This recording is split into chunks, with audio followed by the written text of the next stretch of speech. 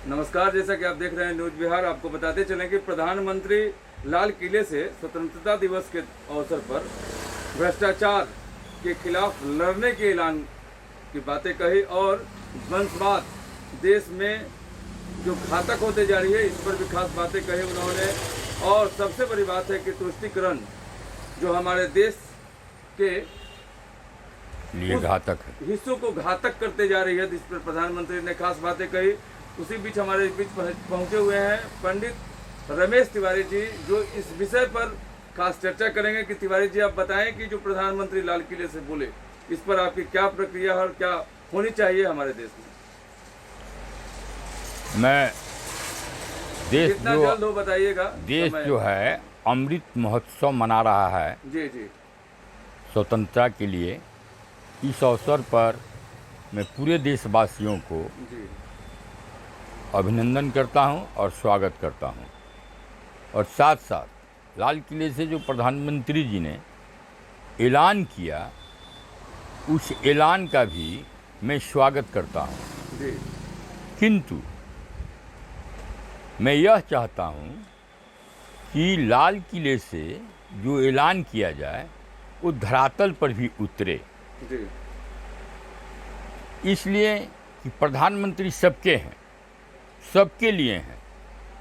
और सही माने में प्रधानमंत्री ही इस भारत रूपी परिवार का मुखिया हैं। और यह परिवार के हेड होने के नाते और परिवार में जो अवगुण है, उस अवगुण का जो उन्होंने चर्चा किया, तो उस अवगुण को निकालने के लिए धरातल पर क्या होगा। जैसे मैं आप ही से पत्रकार महोदय जानना चाहता हूं कि मेरे अनुसार भ्रष्टाचार में जो लोग भी लिप्त है,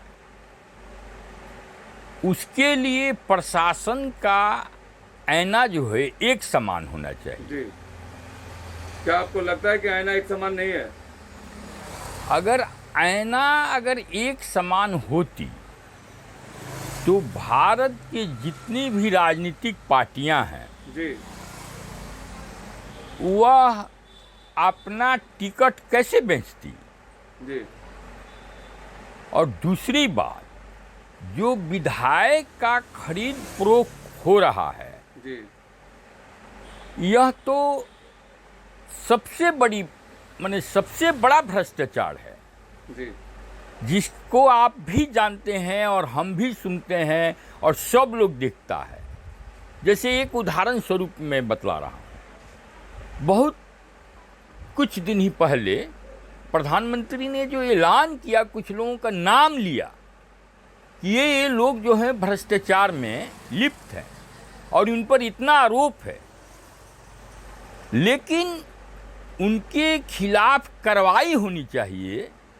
लेकिन कार्रवाई न हो करके महाराष्ट्र में उसी व्यक्ति को उप मुख्यमंत्री बना दिया जाता है। तो जब उप मुख्यमंत्री बना दिया जाता है, खुद प्रधानमंत्री घोषणा करते हैं एक मंच से कि यह फलाना आदमी जो है यह मतलब भ्रष्टाचार में लिप्त है, तो ये दोहरी मापदंड जो है वह देश के लिए और घातक है। रात को 12 भ्रष्टाचार रात को 12 बजे अगर खोला जाता है कोर्ट, तो वो क्या है? अगर रात में अगर कोर्ट खुल रहा है, हाँ किस मुद्दे पर खुल रहा है, हाँ और क्या हो रहा है, एक देश के उग्रवादी के लिए खुला जा रहा है रात को 12 बजे कोर्ट। तो किसी के ऊपर प्रधानमंत्री अगर बोले हैं तो हो सकता है कि जांच करे होंगे तो अच्छा होगा, संदेह के घेरे में होगा। ये तो अच्छी बात है। तो मैं तो यह सिर्फ कह रहा हूं कि मापदंड जो है वो एक समान होना हाँ, चाहिए, बिल्कुल सब पे लगना चाहिए। सब पर होना चाहिए। हाँ, इस बात से हम एग्री हैं। सब पर लगना चाहिए। जी जैसे कौन नहीं चाहेगा कि इस देश से भ्रष्टाचार खत्म हो। बिल्कुल। इस जंग में तो भारत का एक एक नागरिक जी साथ है, लेकिन यह सही में सरकार का जी इस तरह का इरादा हो।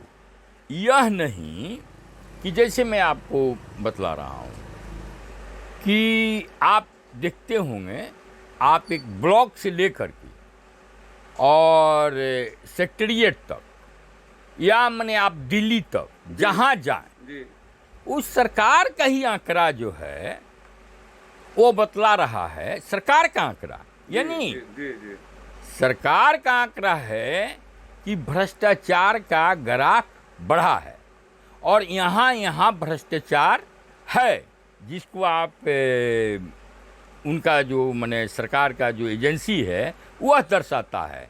ठीक है, आज से ही अगर हम लोग शपथ ले रहे हैं और 15 अगस्त के बाद से ही अगर एक सूत्री सर आपने बोला कि भ्रष्टाचार बढ़ रहा है, तो पहले नहीं था भ्रष्टाचार, उससे ज्यादा है यह अभी। शुरू से ही नहीं, पहले जो था दूसरे राज्यकाल में, मैंने दूसरे लोगों का जो शासन था, प्रधानमंत्री थे, उस समय से अभी ज्यादा है कि कम है?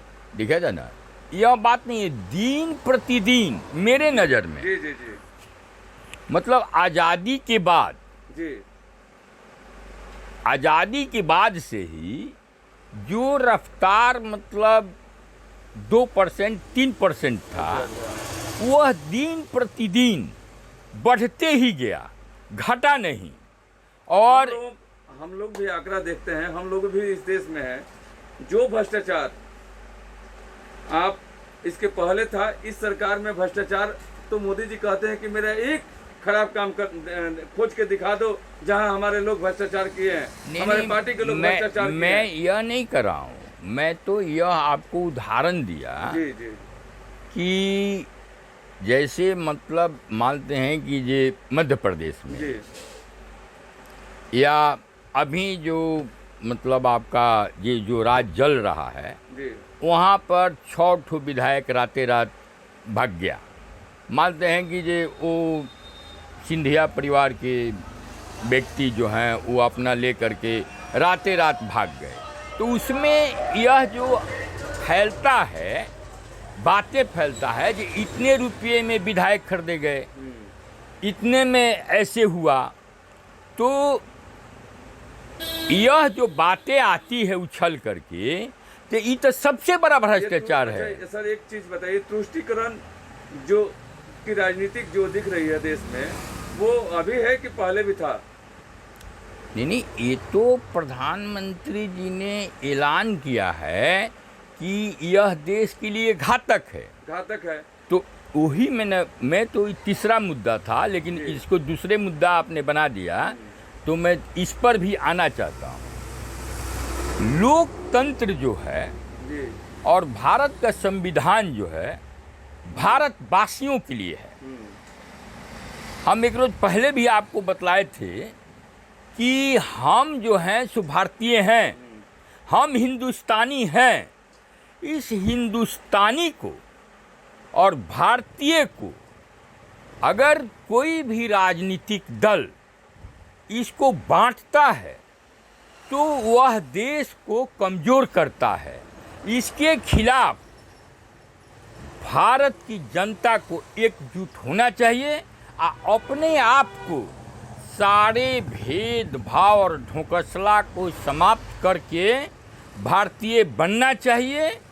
और राजनीतिक पार्टी जो भी हो, अगर जो लोग भी किसी के लिए सिर्फ नारा दे रहे हैं और उनकी जो स्थिति है वो काफ़ी दयनीय है, तो वह जो है उनका सिर्फ नारा है, ज़मीन पर जो है वह हकीकत में नहीं उतरता है। इसलिए देश के लिए बहुत बड़ा बाधक है। तो अगर ये बाधक है तो देश के कई हिस्सों में इस तरह की बातें उठ रही हैं कि एक देश एक कानून एक नियम बनना चाहिए, तो इससे आप कितना सहमत हैं? नहीं, अब मैं तो आपको पहले भी बतला दिया था कि ये सब किस चीज़ के लिए होना चाहिए, एक चीज़ के लिए सिर्फ नहीं होना चाहिए, मतलब इस सब कुछ पर होना चाहिए, सब कुछ पर, हाँ। हर चीज़ पर। आप एक तीसरा मुद्दा जो हम लोग अभी स्वतंत्रता दिवस पर की बात पर बिल्कुल, चर्चा बिल्कुल, कर रहे उसी का एक थे, हिस्सा है ये। नहीं चर्चा कर रहे उसी का एक थे, हिस्सा है। उसमें आप सेकेंड मुद्दे पर आइए। जी सेकंड मुद्दे पर आ रहे हैं। पहले इस ये चीज बताइए कि नहीं, हम आपको पहले उस रोज भी बतलाए थे कि आप हमारे भाषण को माने इस बात को वार्ता को एक साथ लाएंगे तो थोड़ा अच्छा रहेगा। बिल्कुल। इसलिए हमारी बात सुनिए ना, जी। हम आपको कन्विंस कर रहे हैं कि देश में सब चीज़ एक समान होना चाहिए और सबके लिए होना चाहिए। उस रोज भी मैं बतलाया कि शिक्षा में भी होना चाहिए, स्वास्थ्य में भी होना चाहिए। आप देखिए ना, एक ट्रेन से आप जाते हैं और ट्रेन से जब आप जाएंगे तो इसी में एक ठो एसी बगी है फर्स्ट और सेकेंड और थर्ड, और उसमें स्लीपर भी है और एक जनरल बगी है। हम तो यह न देखना चाहते हैं कि कम से कम ये जनरल बगी समाप्त हो गया, सब स्लीपर है, यह उठे। यह मकसद सरकार की होनी चाहिए और बुद्धिजीवियों की होनी ये चाहिए। सिर्फ सरकार की होनी चाहिए कि आम जनता की भी होनी चाहिए? अरे बेटे, यही ना आम जनता है। वो तो मैं आपको उदाहरण दिया कि जो मतलब कैसे है, आप दो बच्चा सरकार के नियम है कि दो बच्चा ही करें, नहीं तो आपको वोट देने को और कई अधिकारों से आप वंचित हो जाएंगे। अब कोई 12 बच्चा कर रहा है तो कहाँ से हो जाएगा बताइए?